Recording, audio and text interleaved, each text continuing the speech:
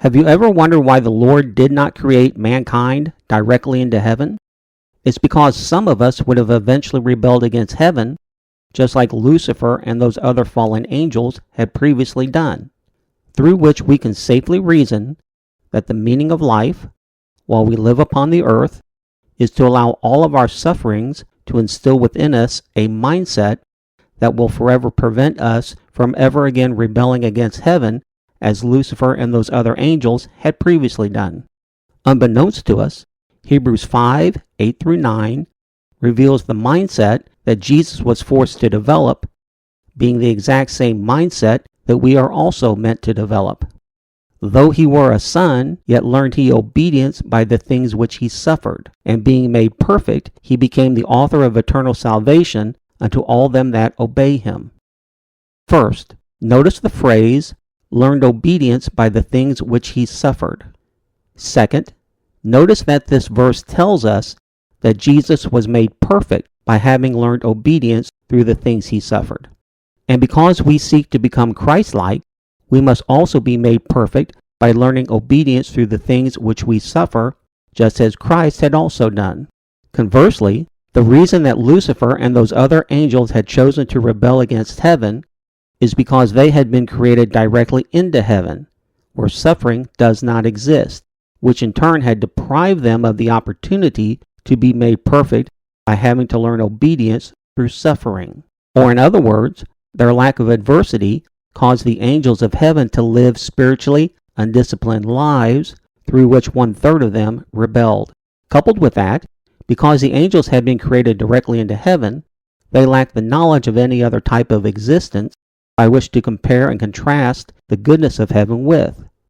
which in time caused them to fall into our cliché mental trap of thinking that the grass might be greener on the other side, through which their spiritually undisciplined lives caused those angels to rebel for something different. All of which empowers us to safely reason that God had created mankind upon the earth in order to provide us with the opportunity to be made perfect by having learned eternal obedience through those things which we had temporarily suffered upon the earth, in order that we would not later rebel against heaven like Lucifer and those other angels had previously done. Meaning that the totality of our life experiences upon the earth have been designed to provide us with our foundational understanding of a type of life apart from heaven by which to forever compare and contrast the goodness of heaven with, which in turn will prevent us from eventually rebelling against heaven like Lucifer and those other fallen angels had previously done, thus making all of your temporary fears, failures,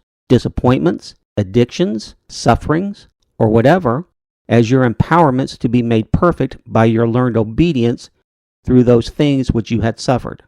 Meaning, you will be made eternally perfect in heaven because of those things that you had temporarily suffered upon the earth, simply because your temporary sufferings are what will empower you to think differently than Lucifer and those other angels previously thought. And while you are in heaven, you will forever live a spiritually disciplined life.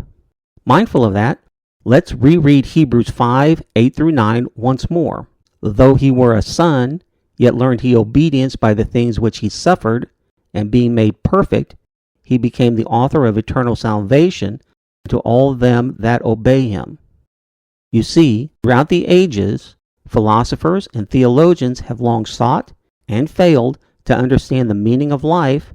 primarily because they could not fully understand the purposes of human sufferings. Know that the purposes for our sufferings can only be understood from God's point of view, through which the meaning of life becomes somewhat obvious. Notice Romans 8:28. And we know that all things work together for good to them that love God, to them who are the called according to his purpose. To the saints, all things work together for good, including the totality of our temporary sufferings upon the earth, because it is through our temporary sufferings on the earth that we are able to learn eternal obedience in heaven, that in turn will make us spiritually perfect. Conversely, we know why good things happen to bad people, because Romans 2:4 reads that the goodness of God leadeth thee to repentance. Good things happen to bad people in order that those good things may lead them to receive Christ in order to escape eternal damnation. Next, rebuilding the choir. In my previous video entitled Angels and Demons, I detailed how all of the angels existed in heaven as a heavenly choir that sang praises unto God, with each hierarchy of angels existing as types of operatic voices with different vocal ranges. When Lucifer and the other angels rebelled, heaven lost 1/3 of its choir,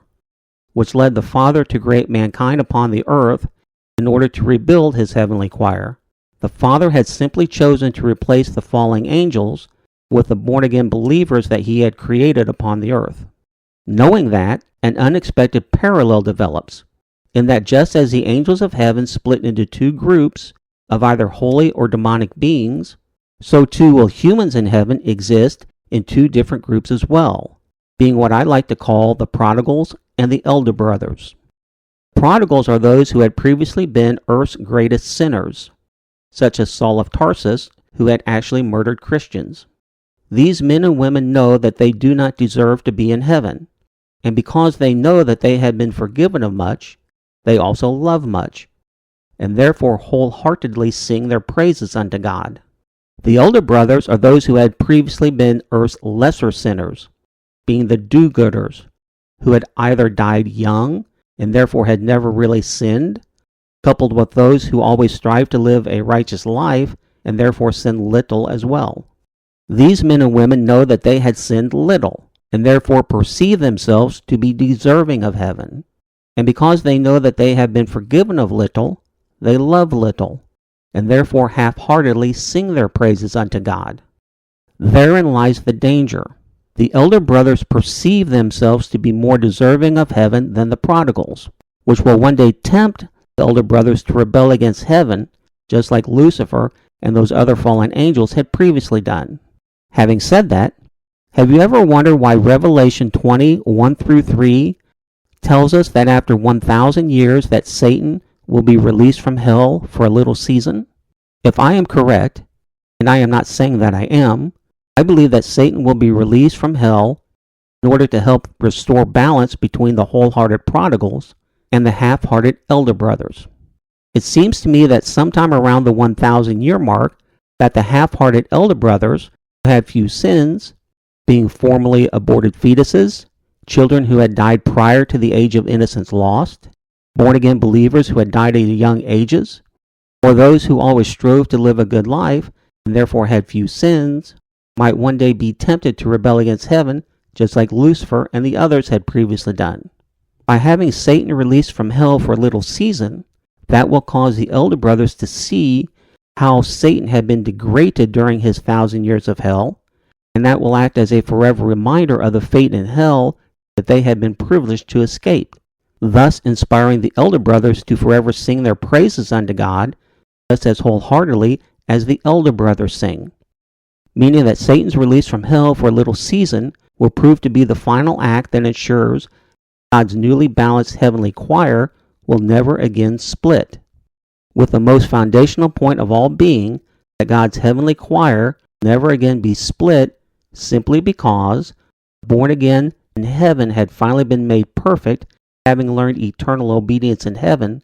through those things that they had temporarily suffered upon the earth.